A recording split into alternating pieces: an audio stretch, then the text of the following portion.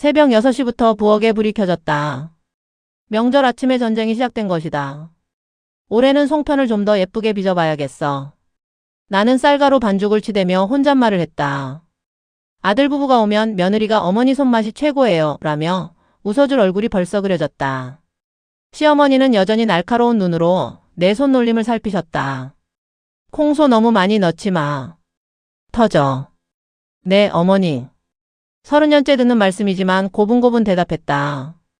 전부치는 냄새가 집안 가득 퍼지자 손주 민준이가 부엌으로 뛰어왔다. 할머니, 전 하나만. 아직 뜨거워. 잠깐만 기다려. 민준이의 동그란 눈이 기대에 차 있었다. 이런 순간들이 모든 수고로움을 잊게 만들었다. 갈비찜까지 끝내고 나니 벌써 오후였다. 집안 구석구석 청소까지 마치고 나서야 잠시 숨을 돌렸다. 아들 가족이 도착하면 온 집안이 웃음소리로 가득 찰 것이다.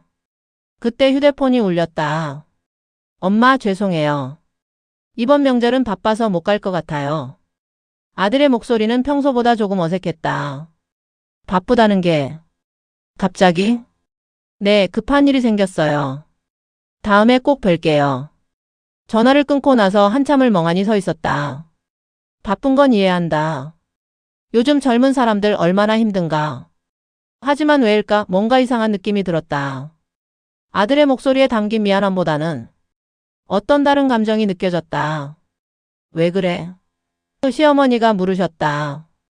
아들이 못 온대요. 그래? 짧은 대답 뒤에 찾아온 정적. 정성스럽게 준비한 상차림이 갑자기 무거워 보였다. 차례상은 여전히 풍성했지만 뭔가 허전했다. 비누자 하나가 유독 눈에 띄었다. 아빠는 언제 와? 민준이가 물었다. 아빠는 바빠서 못 온대. 왜?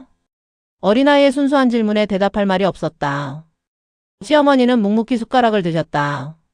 평소라면 요즘 젊은 것들은 버릇이 없어라며 한마디 하셨을 텐데 오늘은 이상하게 조용하셨다. 오히려 그 침묵이 더 무거웠다. 갈비찜 맛있게 됐네요. 시어머니가 말씀하셨다. 감사합니다. 칭찬을 들어도 기쁘지 않았다. 정작 먹어줘야 할 사람이 없으니까. 식사를 마치고 설거지를 하는데 자꾸만 이상한 생각들이 스쳤다. 아들의 목소리가 계속 귓가에 맴돌았다. 분명 뭔가 숨기는 게 있었다. 그냥 바쁘다면 왜 그렇게 어색했을까? 혹시 며느리랑 무슨 일이 있는 건 아닐까? 문득 지난달 며느리가 전화했을 때가 떠올랐다. 평소보다 말이 적었고 목소리도 침울했다. 그때는 피곤해서려니 했는데 지금 생각해보니 뭔가 달랐다. 민준이가 거실에서 혼자 장난감을 가지고 놀고 있었다. 아이만 여기 두고 부모는 어디 간 걸까? 아무리 바빠도 명절에 아이를 할머니 집에만 보내는 게 정상일까? 핸드폰을 들었다가 다시 내려놓았다. 괜히 전화했다가 잔소리하는 시어머니로 보일까 봐서였다. 하지만 이 불안한 마음은 어떻게 해야 할까? 창밖으로 다른 집 아이들이 부모와 함께 걸어가는 모습이 보였다. 다른 집은 다 가족이 함께인데 왜 우리 집만? 뭔가 크게 잘못된 게 아닐까 하는 불길한 예감이 점점 커져갔다. 민준이가 낮잠에 빠진 사이 나는 소파에 앉아 핸드폰을 만지작거렸다. 혹시나 해서 아들의 SNS를 들여다보았다. 평소엔 잘 보지 않았지만 오늘만큼은 무언가 확인하고 싶었다. 스크롤을 내리다가 손이 멈췄다. 방금 전에 올라온 사진이었다. 아들과 며느리가 환한 미소로 손을 흔들고 있었다. 배경에는 푸른 바다와 야자수가 보였다. 사진 속 며느리의 부모까지 함께였다. 바쁜 일 때문에 못 간다고? 내 목소리가 떨렸다. 해시태그를 보니 가족여행, 힐링, 사돈과 함께라고 적혀 있었다. 업로드 시간은 불과 1시간 전이었다. 핸드폰을 꽉 쥐었다. 손이 부들부들 떨렸다. 거짓말이었다. 바쁘다는 것도 급한 일이 생겼다는 것도 모두 거짓말이었다. 우리는 피하고 사돈 부모랑은 여행을 가. 목이 메었다. 명절의 가족보다 여행을 택했다는 것보다 거짓말을 했다는 사실이 더 충격적이었다. 그럼 민준이는? 아이만 여기 두고 어떻게 그럴 수가 있지? 시어머니가 이 사실을 알면 어떻게 될까? 벌써 얼굴이 새빨갛게 변하실 모습이 그려졌다. 할머니. 민준이가 잠에서 깨어 달려왔다. 응. 아이를 안아주려는데 팔에 힘이 들어가지 않았다. 평소라면 우리 민준이 잘 잤네라며 꼭 끌어안았을 텐데 지금은 그럴 마음이 생기지 않았다. 민준이가 이상하다는 듯 내 얼굴을 쳐다봤다. 할머니 왜 울어? 울지 않아. 할머니 안 울어. 하지만 눈물이 핸드폰 화면을 흐려뜨리고 있었다. 이런 배신감은 처음이었다.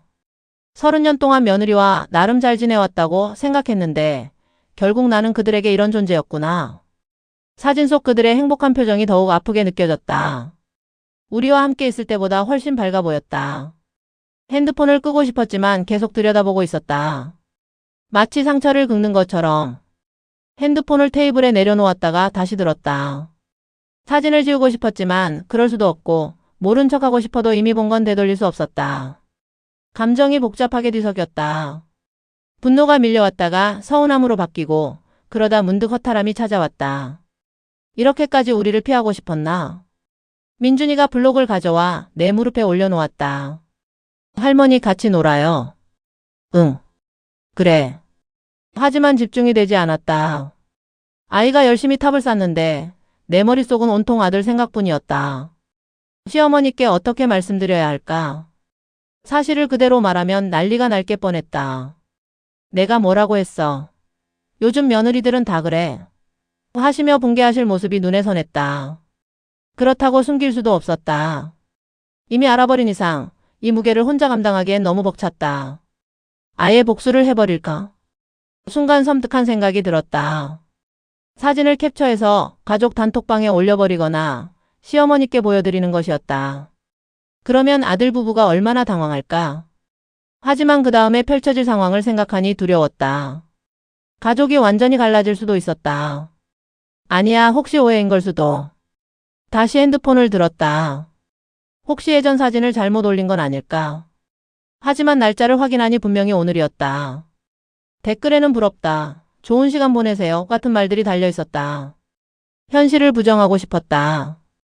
우리 아들이 그럴 리가 없다고, 분명 무슨 사정이 있을 거라고 스스로를 달랬다. 하지만 증거가 너무 명확했다. 할머니 탑이 무너졌어요. 민준이가 소리쳤다. 아, 그래. 다시 쌓자. 그때 문득 생각했다. 아들도 어려운 상황에 있는 걸까? 혹시 사돈 부모가 강하게 권해서 어쩔 수 없었던 건 아닐까? 마음 한쪽에서는 아들을 이해하려는 마음이 생겼다. 젊은 부부에게는 양가 부모가 모두 부담스러울 수 있으니까. 하지만 다른 한쪽에서는 여전히 분노가 끓고 있었다. 거짓말만은 용서할 수 없었다. 명절이 끝나고 사흘이 지났다. 그동안 나는 계속 고민했다. 이 일을 어떻게 처리해야 할까? 결국 아들에게 전화를 걸었다. 여행 잘 다녀왔니? 네? 무슨? SNS 봤어. 사돈 부모님과 함께 해외여행 말이야. 전화 너머로 아들이 당황하는 기색이 느껴졌다. 엄마 그게 바쁘다고 거짓말한 이유가 뭐니? 긴 침묵이 흘렀다.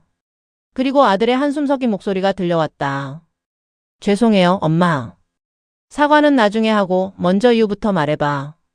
사실은 와이프 부모님이 오래전부터 같이 여행 가자고 하셔서요. 계속 미뤄왔는데 이번에 시간이 맞아서. 그럼 우리한테 솔직히 말하지 그랬어.